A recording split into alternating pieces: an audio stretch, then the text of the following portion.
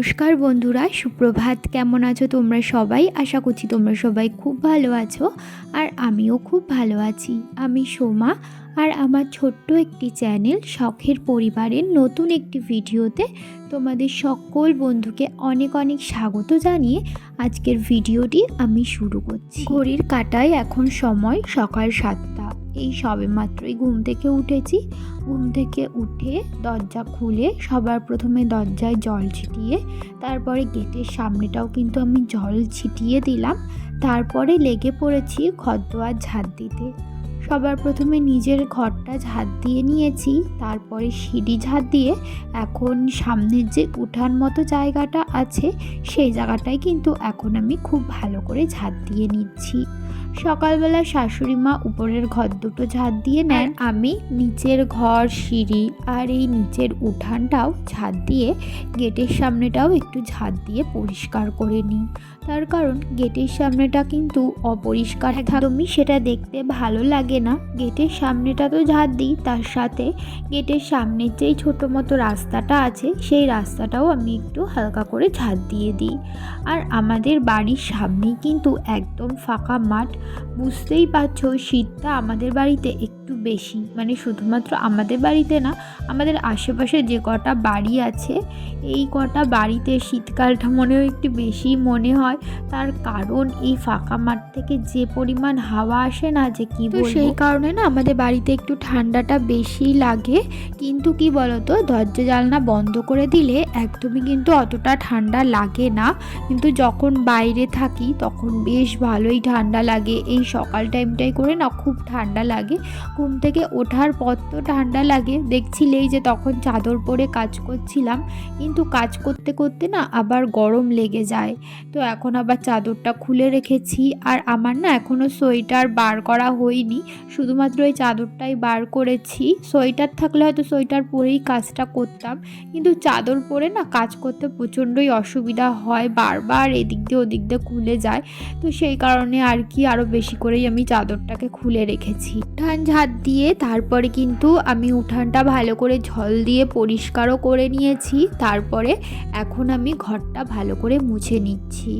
আর আজকে কিন্তু বৃহস্পতিবার, একটু কাজবাজের প্রেশার আছে, তো সেই কারণেই আজকে আমি একটু 7টার দিকেই ঘুম থেকে উঠেছি। নয়তো না আমার ঘুম থেকে উঠতে উঠতে 7:30 বেজেই যায়।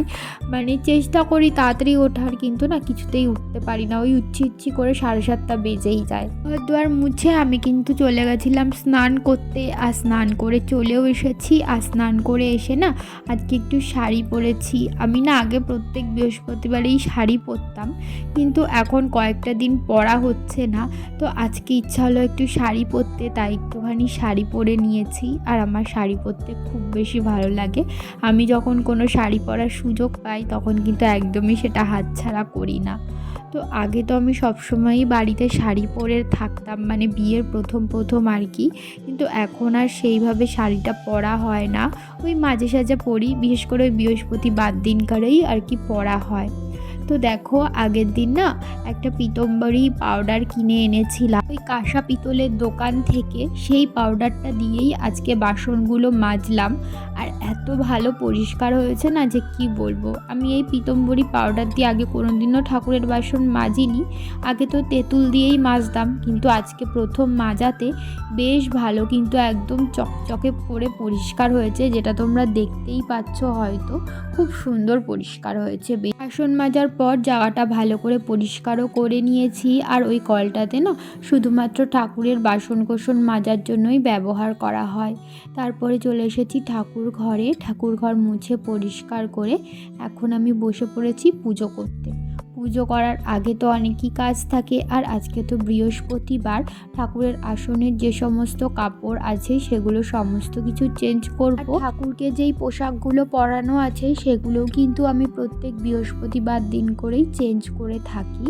এই দেখো ভিতরে একটা কাপড় পেতে দিয়েছি, আর বাইরের আসনেও একটা কাপড় পেতে তাটা একটা লাল কাপড় দিয়ে জড়িয়ে রাখলাম। আর সমস্ত ঠাকুর এক এক করে মুছিয়ে জামা পাল্টে আমি কিন্তু ঠাকুরের আসনে বসিয়ে দিচ্ছিলাম। এরপরে চন্দন তুলসী সমস্ত কিছু পরিয়ে আমি কিন্তু লক্ষ্মীর ঘট পেতে পুজোও করে নিয়েছি। সেই সময় আর ভিডিও বানাইনি। আর এদিকে দেখো আমার ছেলে ঘুম থেকে উঠে সোজা চলে এসেছে ঠাকুর ঘরে।